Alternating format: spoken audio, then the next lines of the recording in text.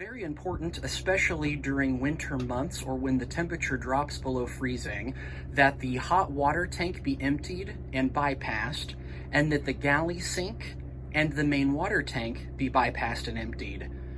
To find the hot water valves, you simply go to the drawer underneath of the stove in the galley. It is labeled hot water valve behind here. When you pull this drawer out, you're going to notice that there are small tabs on either side. Both of those tabs just simply get pulled up, and they get pulled up at the same time you're pulling the drawer out. That will allow you to remove on either side. There are these black tabs. You pull the black tab on the left side up while pulling the black tab on the left side down, pulling the drawer out and away from the cabinet. Once you get behind the drawer, you're going to see two valves that need to be adjusted. And it's these two valves only, and they're both labeled. The first is the one labeled the empty valve. This actually allows for water to be drained from the galley piping to underneath and out of the RV. This is currently in the off position. Before filling your tank, it needs to be moved into this position. The second valve is kind of hidden back here. It's called the hot water valve. That bypasses the hot water tank, which is on the outside of the RV, so that if you're not using it, it doesn't freeze. This valve only goes two directions. It's currently in the off position. Moving it this direction turns it to the on position, which will allow for the hot water tank to fill. This valve that it's important to know about is the main freshwater tank valve that's actually located underneath of the bed frame. You simply pull the mattress up, and underneath you're going to see the water tank, the water pump, and the water valve that empties the tank. As you can see, it's labeled on and off. It's currently in a position that if you attempted to fill this water tank, it would actually just drain down out of the bottom of the RV. And so before we fill this tank, we're gonna just switch this valve over to the off position.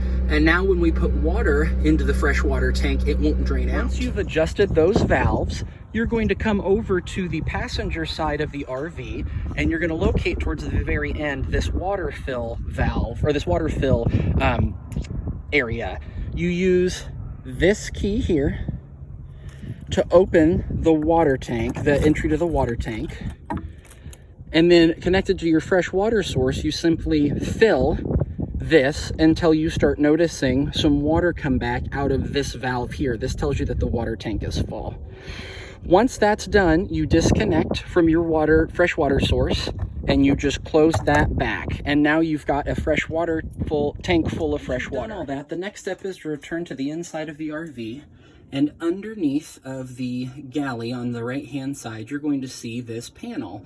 On this panel, there are a few things that you'll use to get your water flowing. First is you're going to turn on this water pump.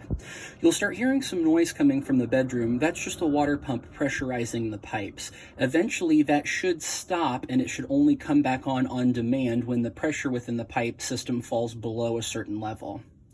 The next thing that you'll want to do when you're ready for hot water is you're going to turn on the hot water heater.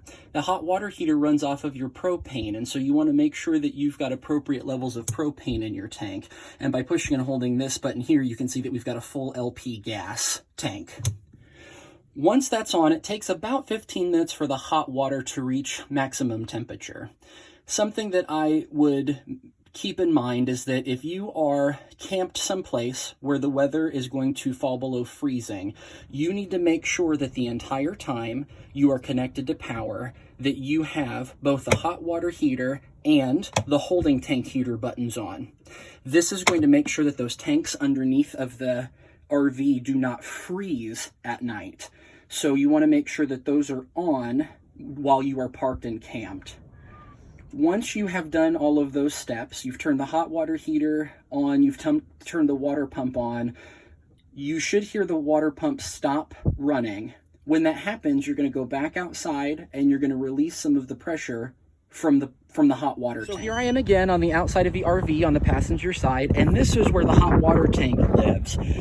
In order to get access to it, all you have to do is twist that little tab, and this will fold down and open.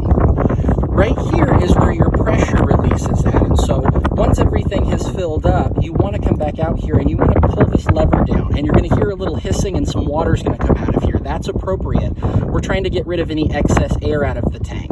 Once you have flexed that a couple of times, you can go ahead and put that valve back into locked position and then close this compartment. And now you're ready to use the water inside of the RV. When you're ready to empty your tanks and start driving away from your campsite, please make sure to empty all of the tanks that you can, including the gray water and the black water tanks.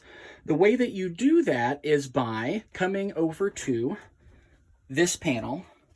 You're first going to make sure to shut off the water heater, shut off your water pump, and shut off your holding tank heaters. Once you do that, you're going to drain your fresh water tank. So make sure you're somewhere where when you release the water from the fresh water tank, it's not going to cause a big scene. You're going to do that by coming back into the bedroom. You're going to lift up the mattress, and you're going to flip that yellow valve to the on position, okay? It will be in the off position when the water tank is full. When you're ready to empty, you're gonna go back over to this on position. All of the water in this fresh water tank is now gonna empty out underneath of the RV. Next thing you're gonna do is to return to this drawer underneath of the stove. You're going to pull that drawer out, pushing down on the black tab on the right side, pulling up on the tab on the left side, and you're going to pull that drawer out to get access to the valves underneath. To get access to the valves underneath of the oven again, you are going to turn this valve, the empty valve, back to this position. That will drain any of the remaining water from the pipes to underneath of the RV, and you're going to turn this valve back over towards you, which is then going to bypass the hot water heater. Once you've done that, you can then slide the drawer back. Next thing you'll do is to go through the RV, and you're going to open up the valves of each sink and the valve for the shower.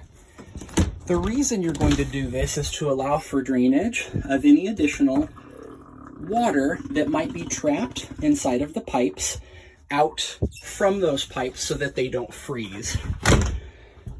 Next is going to be the bathroom, where you're going to open those valves. You'll hear some hissing as the water system depressurizes. And then last but not least, you're just going to pull that open and drain out any excess water from the toilet. This is one of the last steps, but probably the most crucial. Remember that anything that's outside of the RV is exposed to the elements without any heating. And so if you've got water in those tanks, they may freeze. So you're going to go to this drawer. It's going to be to the right of the stove. It's the drawer that's here at the bottom. And inside of this, you're going to see a variety of things. But what you're going to want next is you're going to want this crescent wrench. You're going to take this crescent wrench outside and over to the hot water tank. At the hot water tank, you're going to open the compartment. And the very first thing that you do, and it's very important that you do this, is you need to decompress the tank. You're going to pull this valve open and keep it open. At that time, there's going to be a lot of hissing and a lot of water coming out of here. That's okay, because we want to drain the hot water tank. Once this stops hissing and water starts coming out of this, you're going to find the small white plug that's located right behind those red wires. And using that crescent wrench, you're going to attach to that, and you are going to remove it. That is going to allow the rest of the water to drain out of the tank.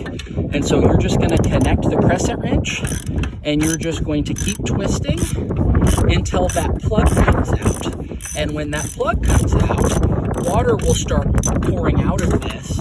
And once water stops pouring out of this, you are safe to put this plug back in.